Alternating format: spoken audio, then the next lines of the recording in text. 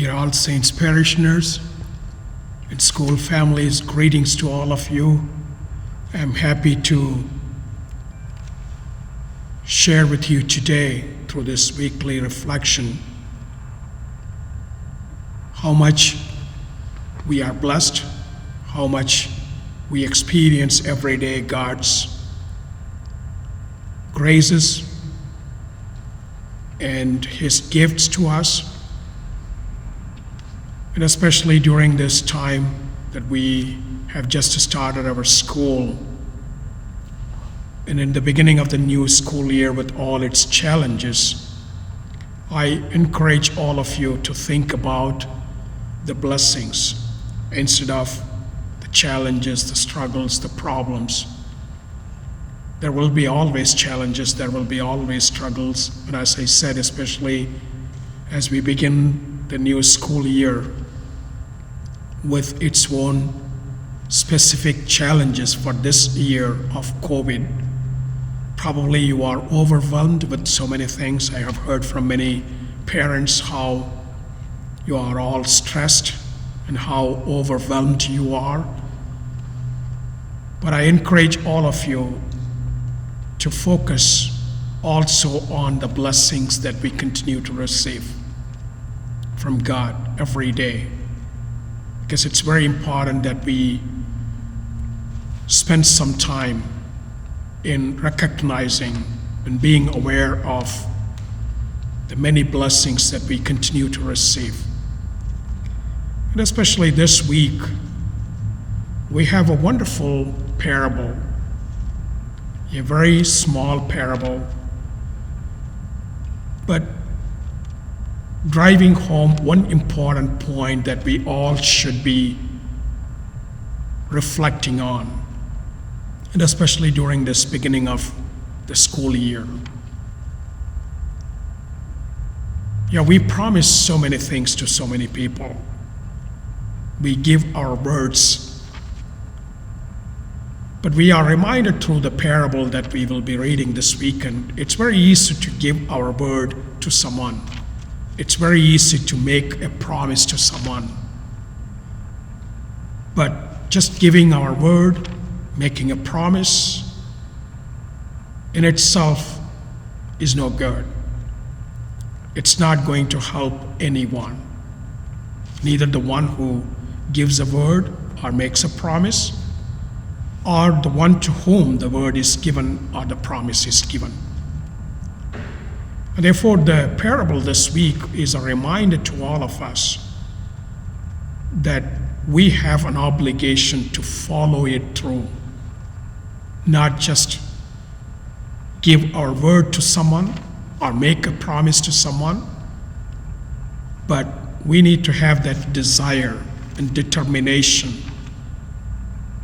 to follow through what the words that we gave or the promises that we made. And before we go into the parable itself, the parable is the parable of a father and two sons. The father asking the two sons to go and work in his vineyard, in his farm. The one says no, but realizes that he has to do it, and therefore he regrets, and then he goes and does what the father says. The other one, as soon as the father asks him, he says, yes, I will do, I will work. But he never followed it through. This is the parable. But before we go into the parable and try to understand the meaning and the importance of performance over promise, the importance of deed over mere word, I want you to really think about what we see in the Bible from the very beginning. It's very consistent in the Bible, the theme of two sons. The Bible teaches so many things employing the story of two sons, starting from Cain and Abel. You all know the story, Cain and Abel's story. starting from Cain and Abel, two sons, two brothers. You have so many stories, Jacob and Esau, Joseph and the sons of Jacob, for example.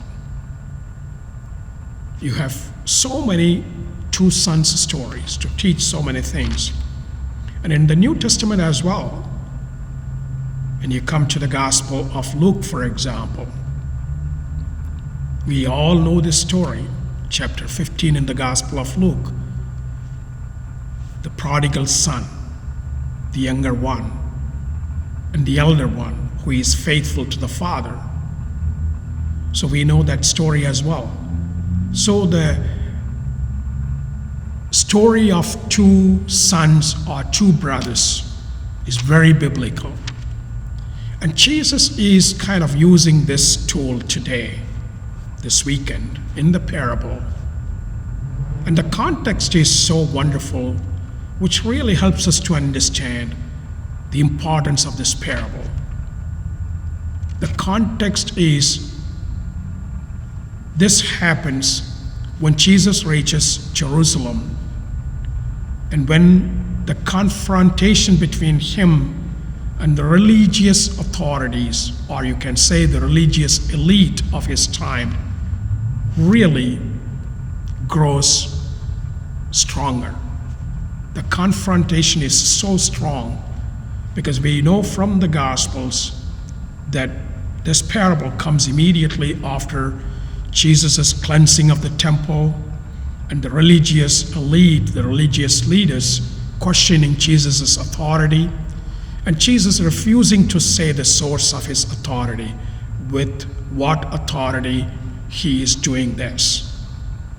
So in this context of the confrontation between Jesus and the religious elite, Jesus uses this biblical tool of two sons, and he speaks of two sons in the parable. The first one who says, "No, I would not go," probably hurt the feeling of the father. And we have to understand, in the Jewish culture, family played a very important role. And respect to the father, respect to the elders of the family, the leader of the family, the elder of the household, is so crucial. And any disrespect towards the elder of the family is a grave sin. It was kind of socially not accepted, and religiously it was a sin, because you know the 10 Commandments: honor your father and mother. It comes from that. So respect to the elder, the father, the elder of the household, leader of the household. That's what happens in this parable. The first son who said, "I will not work in the vineyard," when he is asked by the father, hurts the sentiment, hurts the respect, and therefore probably breaks the society, the family values. But he repents. He feels sorry for it, and then he changes his mind and goes and works in the vineyard. Whereas the second son in the parable, when asked by the father, immediately he obeys the father. He says, "Yes, I will go and work in the farm." So he is very religious, looks like very religious, and he respects the law, respects the society. He respects the leadership, the father, the head of the household. But he never goes and works in the field. So Jesus is asking the listeners, which one do you think did the will of the Father? And everyone, including the religious authorities who are questioning Jesus' authority, seem to respond, the one who did what the Father asked him to do. And through their own words, Jesus convicts them, the religious authorities. You did not accept the invitation of John the Baptist. You all are faithful to God in your words, but not in your deeds. But the so-called sinners and tax collectors, prostitutes, those people who are branded by you as sinners, outcasts, infidels as regards to the law, their fidelity to Mosaic law, Jesus says probably they said no, but they repented. So Jesus is here raising very important issue about what is faith. Is it mere fidelity and faithfulness in words, in promises, in what we say? Or faith in God is more about fidelity and faithfulness in deed, in what I do? I think, dear brothers and sisters, I encourage all of you as you would be hearing this parable this weekend, I encourage you to kind of keep this one basic reflection in your mind. When I try to be a person of mere words and promises, for example, if I just tell people, I will remember you, I will pray for you, you are in my thought, and I just kind of know, don't mean it, I don't do anything about it, I just make promises, I just give some words of comfort just as I go, it makes me less human. It might look strange, but certainly I'm not more human. I'm less human. But when I really become a person who follows what I say with a deed, and therefore not just make a promise, but become someone who performs, someone who does, then I become more divine. So the more that I am a person of words, mere words, I become less human. When I become a person of more deeds, performance, I become more divine. That's what Jesus wants his followers to understand. And this weekend, as you would hear this wonderful story of two sons, remember, this is what happens from the very beginning of the Bible. And it's a story that repeats itself over so many times in the Old Testament. There are a lot of stories of two sons or two brothers. Here, Jesus uses it to talk about what is very important, what is expected of a disciple, a follower of Jesus.